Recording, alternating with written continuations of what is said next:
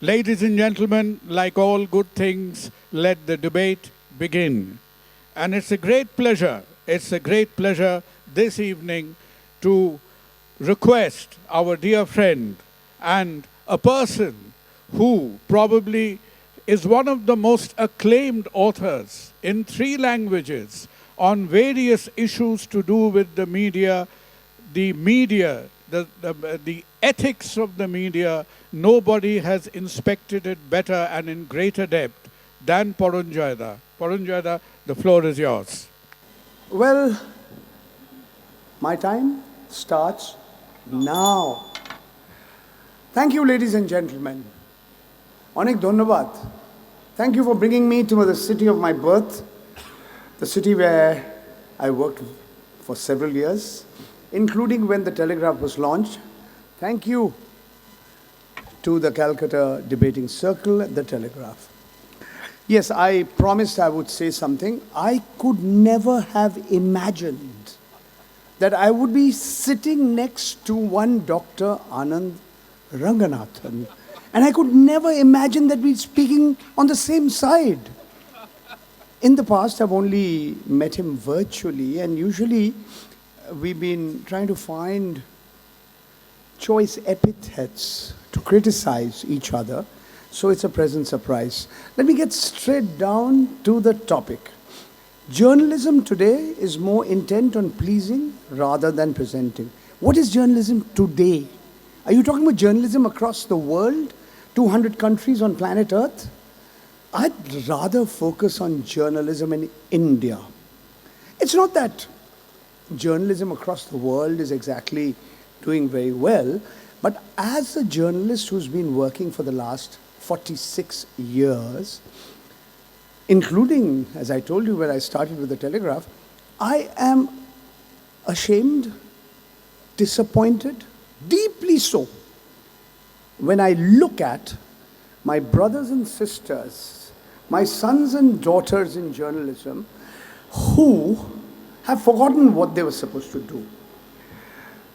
Yeah, we've heard of the media being part of the fourth estate. We've heard about Article 19(1)(a) of the Constitution of India, which gives every citizen a fundamental right to free expression. Yes, we also have reasonable restrictions on that right, Article 19(2).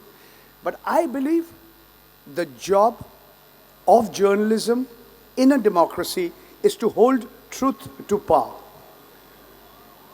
to ask questions, not goody-goody questions, but difficult questions to those who are ruling us. They could be politicians, they could be corporate captains, they could be military officials, and I dare say even mafia bosses. Therefore, I come straight to the point. Why is such a large section of the media in India, true for certain countries in the world, not true for all countries in the world, but certainly in India, why are they so determined to act as if they work for public relations companies or advertising agencies? You know, my friends in advertising, they say, we are paid to advertise a product or an individual or something like that, or a service. But the role of a journalist in a democracy is to be critical of those who are in power. Ask them tough questions. And why has this particular phenomenon been so widespread across large sections of the media, especially over the last 10 years or so? Coinciding with our Honorable Prime Minister, Shri Narendra Modi, becoming the Prime Minister of India in May 2014. You will note that Shri Narendra Modi is the first and so far only Prime Minister of India who's never held an unscripted, spontaneous press conference. Never. Of course, he picks and chooses journalists he likes, journalists who ask him questions he wants to be asked. Never cross-questioning, almost never happens. I can name all of them for you. And of course, sometimes he gives interviews to non-journalists, including well-known actors, a former citizen of Canada, Shri Akshay Kumar. Remember, he asked him a very important question which his driver had asked him to ask him. Modi ji, aap aam kaise khate hain? The Prime Minister of the world's largest democracy being asked, aap kaat ke khate hain ya choose ke khate hain?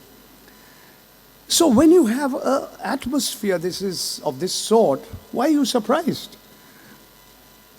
Why are you surprised that my friend RSS, Rahul Shiv Shankar, is what he is? Why are you surprised whether Arnab Goswami, who had a different avatar when he used to some years ago, is too busy criticizing the opposition and not those who are in power? I mean, to me, Arnab Goswami used to be a journalist. Remember, I'm saying everything in public. Today, I believe he's become a monstrous caricature of what a journalist should be. There are journalists who are ideologically aligned with the ruling party. Say my friend Rajat Sharma, he was always a supporter of the Rashtriya Swayamsevak Sangh. He was a member of the Akhil Bharati Vidyarthi Parishad from his college days. So he's ideologically on one side. But there are others whose owners have told them, he who pays the piper calls the tune. So the owners are so dependent on government advertising and advertising which is given to them by public sector organizations that they only sing one tune. So the Basuri Bajak, the piper has come. He can play Rag Yaman for you, you know. But you don't want him now. You're paying him. So you say, 1, 2, 3, 4, 5, 6, 7, 8, 9, 12, 13. Yehi bajaiye. So this is the degeneration of an institution.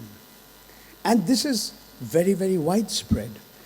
So instead of presenting facts, instead of analyzing those facts, you're too busy pleasing those who are in power. Because you believe that's when the advertising revenue will come, and that's how you'll keep your organization going. So you don't care about democracy. You don't care about strengthening democracy. And we wouldn't be able to call ourselves a democracy if it hadn't been for the fact that you could hold accountable those who are in positions of power and authority. Now, I have seen how our profession has degenerated, and particularly the pace at which it has degenerated over the last 10 years has been mind-boggling. So I believe that it's important for all of you. Journalism is too important to be left just to journalists. Okay? I think it's important for all of you to speak in favor of a media that is not intent on pleasing, but presents facts, analyzes facts, ask questions that are important. And I feel if we haven't done this, then our democracy has become all the more weaker. Firstly, let's understand two things. This debate was less about journalism and more about politics. To hold my colleague responsible for bringing politics is absolutely ridiculous. Politics is life, okay? Journalism is life. The problem with my opponents is whether it be Dr. Sandeep, Chatterjee, or Sanket, I didn't know which side they were on. Seriously, I couldn't make out whether they were speaking on our side or their side. Be that as it may, I will make a few observations and correct a few facts. Let's start with J. DEEPAK. He dwelt a lot on the emergency. He didn't talk about the fact that the emergency lasted 21 months. For almost 10 years, we've had an undeclared emergency. And that's still going on. I must correct some of his facts. He said Sonia Gandhi, without mentioning a name, never gave an interview to a mainstream journalist. He's wrong. She gave an interview to Shekhar Gupta. And if Shekhar Gupta is not a mainstream journalist, then J. DEEPAK, you're not an advocate. Yeah. There were several references made to the ownership. Why don't you name names? Two of the biggest owners of the media today are not political parties, but Ambani and Adani. I should say something to you, madam. Miss Priyanka Tibrewal. She's a woman, right? She represents half of this state, half of humanity. Did she even comment once? Mahua Maitra, the kind of questions that a member of her party asked in the ethics committee? Did she ask? Does a member of parliament, a male member of parliament belonging to her party ask her to, has the right to ask her who she speaks to at night and where she stays? Did she talk about her member of parliament, Ramesh Biduri, who used obscenities, describing people in the most obscene words, right? Called him circumcised, called him a pimp. I'm mentioning these words because she kept quiet. Let me just tell you something. People were asking, why aren't we asking questions to Mr. Modi? The reason is he does not give us an opportunity to ask questions. As I told you right at the beginning, he's the only Prime Minister of India who's never faced a press conference. Dr. Manmohan Singh, 10 years ago, answered dozens of questions. People ask me, talking about the farmers' protests, why did Mr. Modi take back those 3 laws? There were hundreds of farmers who died. This was the peak of COVID. Never before in the history of this country have we seen this kind of protest. She talked about Riya Chakrabarti as a woman. I'm sorry to say, madam, you disappoint half of humanity who are females. Do wind up. I'm going to wind up with a few points, and they are personal in nature. She talked about Hindenburg research. People said, no, because I can say what I want to in Twitter, I haven't been harassed. I'm the only citizen of India against whom Mr. Gautam Adani's lawyers have instituted 6 cases of defamation. And I'm the only journalist named in the Hindenburg research report, madam. And I must say something before I conclude. I've had to pay a stiff price for taking my positions. And in conclusion, I want to thank 2 gentlemen who I think they are unique in the world. There are only 2 medical doctors on the planet who are debaters actively. Dr. Kunal Sarkar and Dr. CHATERJEE. Thank you very much.